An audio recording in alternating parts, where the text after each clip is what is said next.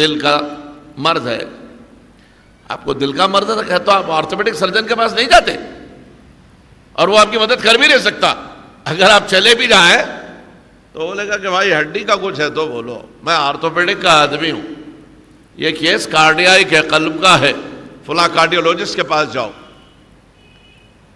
آنکھوں کا مرض ہے، آپتھلمولوجی، اب اگر آپ کسی کارڈیولوجسٹ کے جائیں گے تو وہ معافی چاہے گا، بولا بھائی دل کے امراض کا ماہر ہوں، یہ آنکھوں کے امراض سے میرا تعلق نہیں ہے، آپتھلمسٹ کے پاس سے جائیے۔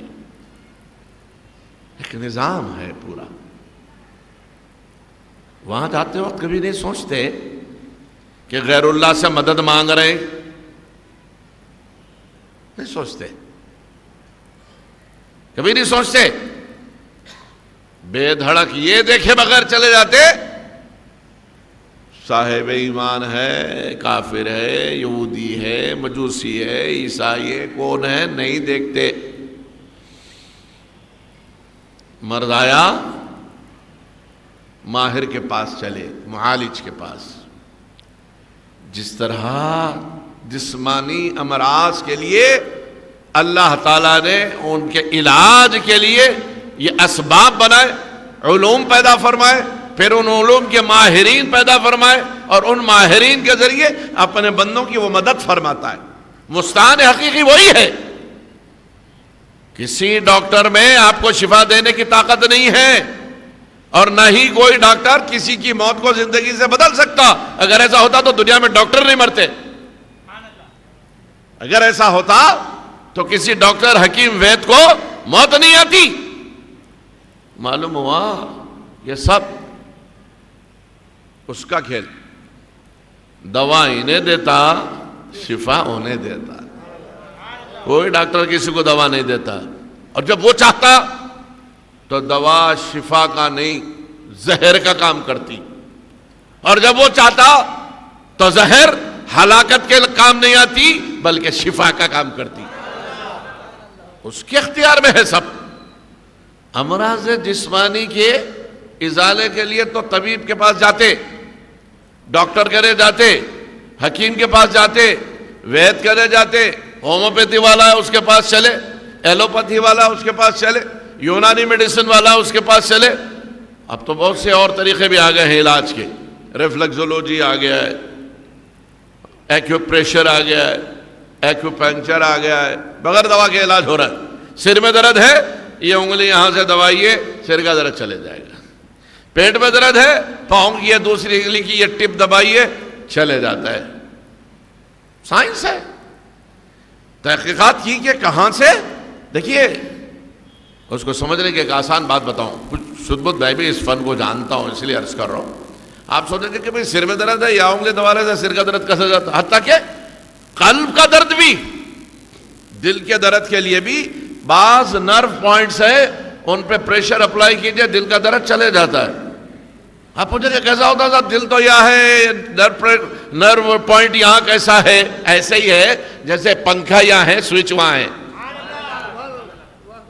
پنکھا یہاں ہے، وہاں جا کے سوئچ کھولو یا پنکھا چلتا، ٹیوب یہاں ہے، اس کا سوئچ وہاں ہے۔ اللہ نے یہ آپ کے ہاتھ اور دونوں پاؤں میں آپ کی صحت کے سوئچز رکھے۔ جو لوگ فن جانتے ہیں، میں یہاں کوئی میڈیکل گراؤنڈز پہ گفتگو نہیں کر رہا ہوں، لیکن سمجھنے کے لیے ہے باتیں۔ تو جسمانی امراض کے لیے تو ہم اطباء سے رجوع ہوتے ہیں، اور یہ مانتے ہیں کہ جسم مریض ہوتا ہے۔ افسوس تو یہ ہے کہ جسم کی بیماریوں کے قائل بھی ہیں، اور جسم جب بیمار ہوتا ہے تو اس کے معالجین، علاج کرنے والے طبیب ڈاکٹر کے پاس رجوع بھی ہوتے، تب شرک نظر نہیں آتا۔ مرض کس نے دیا؟ اس نے دیا، اس سے ہٹ کے دوسرے کے پاس کیوں جا رہا؟ مت جا، جس نے مرض دیا ہے اسی سے شفا مانگ۔ جب نہیں ویسا ہے، وہ سبب ہے، یہ سبب ہے۔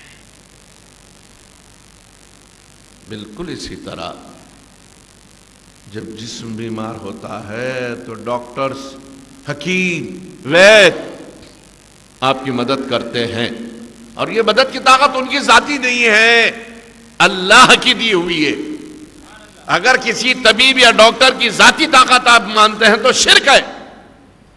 جب آپ نے یہ مانا کہ اس کا کچھ بھی نہیں ہے، یہ اللہ کا دیا ہوا ہے، سب یہ علم پڑھا، یہ چیز اس کو ملی، اللہ نے دی، اللہ کی عطا ہے۔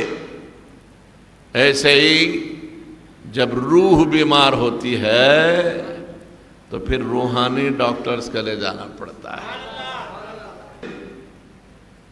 افسوس یہ ہے کہ یہ سب ہم جب چاہتے ہیں تو جائز مانتے ہیں، اور جیسے ہی بات اللہ والوں کی آتی ہے، شرک، اللہ کے سوا کسی سے مدد نہیں مانگنا۔ پھر پرسوں بخار سے پڑے تھے تو ڈاکٹر کے نے کہیں ہوئے تھے میاں، جب یاد نہیں آتا، ایک دھوکہ ہے۔ اللہ والوں سے مدد مانگنا شرک نہیں ہے، عین توحید ہے۔